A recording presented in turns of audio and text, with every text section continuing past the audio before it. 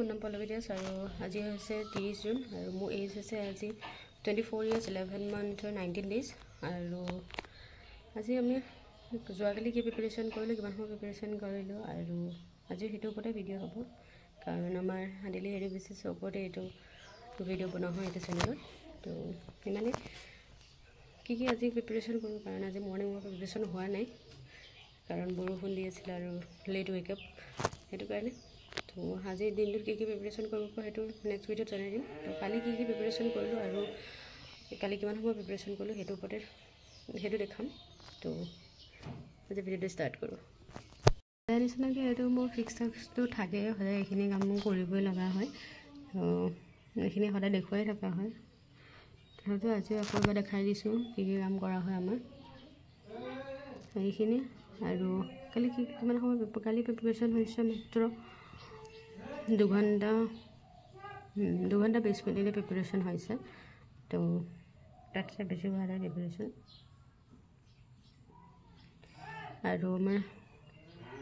এইটো পাৰ্চেণ্টেজলৈ মই কনভাৰ্ট কৰি দিম যে কিমান সময় টোটেল এনে মই কৈছোঁ যে কালি 8 ঘণ্টা প্ৰিপাৰেশ্যন কৰিম কিন্তু কালি 8 ঘণ্টা প্ৰিপাৰেশ্যন কৰা নহ'ল মাত্ৰ 2 ঘণ্টা 20 মিনিট প্ৰিপাৰেশ্যন হৈছে আৰু সিমানে তো দেখাই থাকিম আৰু মই পাৰ্চেণ্টেজলৈ কনভাৰ্ট কৰি দেখাম মই কিমান সময় পৰিছে কিমান টাইমটো পাৰ্চেণ্টেজত উলিয়াই কিমান পাৰ্চেণ্টেজ হয় প্ৰিপাৰেশ্যন কালিতো বহুত কম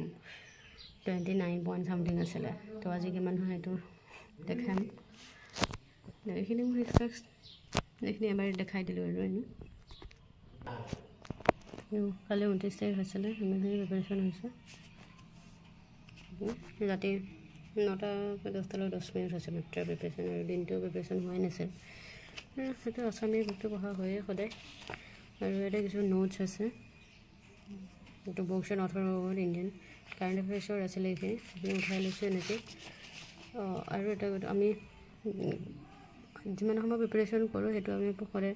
এভাৰেজ টাইম হিচাপে ওলাই লওঁ তো আমাৰ এতিয়া প্ৰিপাৰেশ্যন বৰ্তমান এভাৰেজ টাইম হৈ আছে 3 ঘণ্টা 19 মিনিট আৰু 5 ঘণ্টা আছিলে মাজতে প্ৰিপাৰেশ্যন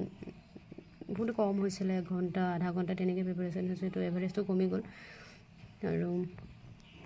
এতিয়া বৰ্তমান 5 ঘণ্টাৰ পৰা আহি এতিয়া 3 ঘণ্টা 19 মিনিট আছে টাইমটো বঢ়াব লাগিব আৰু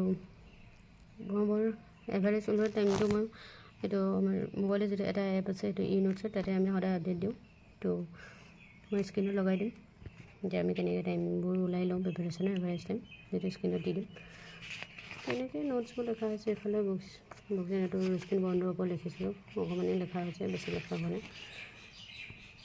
এইফালে আছামীৰ বুকটো উল্টাই আহিছে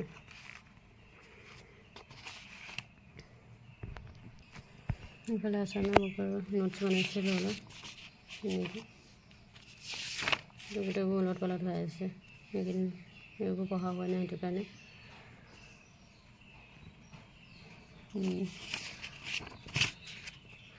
এনেই মোৰ ভিডিঅ'টো আৰু পাৰ্চেণ্টেজটো মই ওলাই দি আছোঁ এতিয়া এইটো যোৱাকালি 30 আজি 30 তাৰিখ হয় ডেটটো লিখি লৈছোঁ আৰু যোৱাকালি প্ৰিপাৰেশ্যন আছিলে 169 মিনিট আৰু 8 ঘণ্টা প্ৰিপাৰেশ্যন আমাৰ টাৰ্গেট থাকে সদায় তো 8 ঘণ্টা এতিয়ালৈকে কৰিব পৰা নাই আগতে হৈছিলে তো 8 ঘণ্টা যদি আমি ডিভাইড কৰি দিওঁ 169 তো পাৰ্চেণ্টেজ হয় 35.20 আৰু